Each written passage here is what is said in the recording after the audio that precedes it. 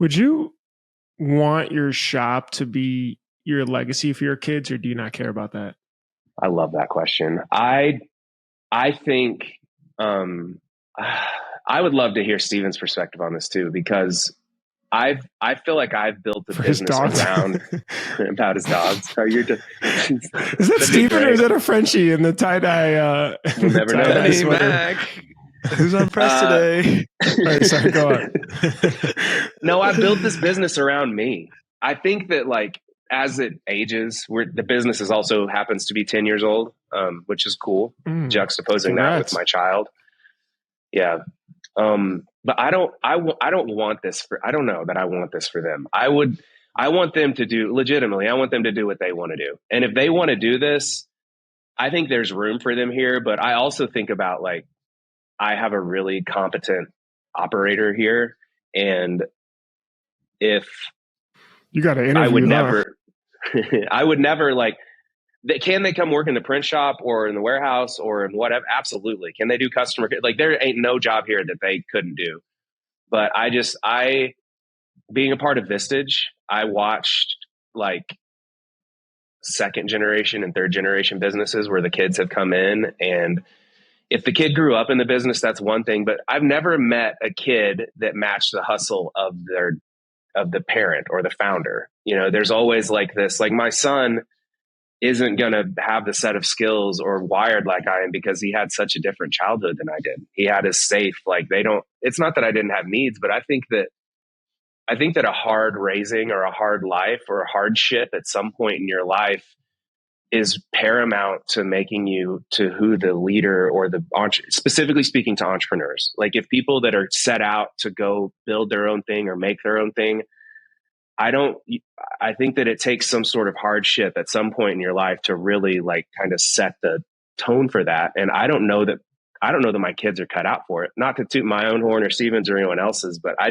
it takes a sense of resilience too. And I don't know that these past 2 years have been the hardest years of my life, and it's directly related to work. And I don't want this for them, you know, like But I think it's like, okay, don't want it versus they have the ability to. Like, I think you were saying something like you have to go through don't you think this is really interesting? We're going to go back to like childhood shit. We're going.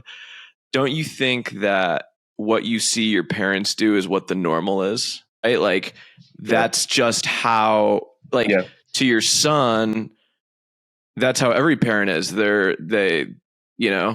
They've got companies and they work and they do crazy things. And like, isn't that the standard that you've set for him now, that like, he's just going to think that's normal compared to his other friends that have like 9 to 5 parents? That's a good question.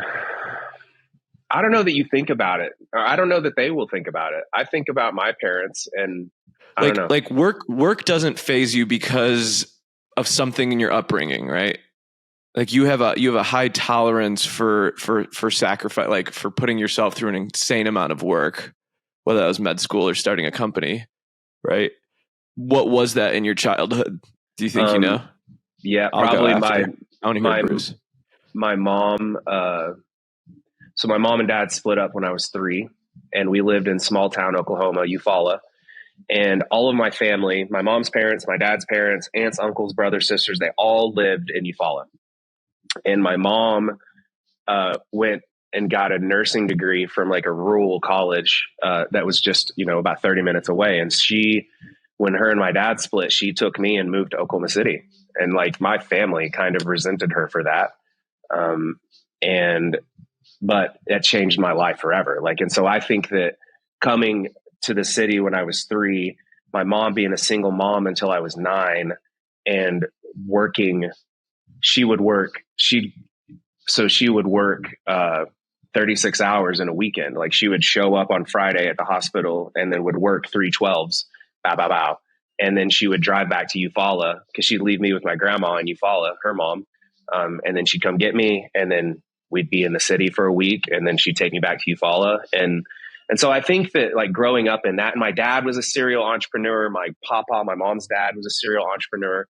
So I grew up around people who all they did was work. Like everybody in my family, like on my mom's side, like their identity is anchored in what do you do? Like, what are you making? What are you building? And there's also this like pretty traditional hierarchy of respect that happens in my family. My family respects me. I wish they respected me for more, but they respect me for what I've done. And that is I mean, it's cool when you've done stuff, but if you haven't done stuff, there's people in my family that are just like, man, what are you even doing? Like, why aren't you like, that's the currency. That's the value in my family. And so I think that part of that is like, I grew up like I was latchkey. I was forced to be resourceful. You know, if I wanted something, my mom provided for me, but I would get in trouble a lot because I couldn't get, if I wanted something and my mom wouldn't get it for me, I would figure out how to get it. Like I was putting classified ads in the newspaper, selling Christmas presents and stuff so that I could parlay that into like this. I sold on my mom tells me this story of like, I was in like 4th grade. She came home from work one day and I had 2 strange men in our house. And I was showing them our whole Beanie Baby collection because I was trying to sell them all of our Beanie Babies.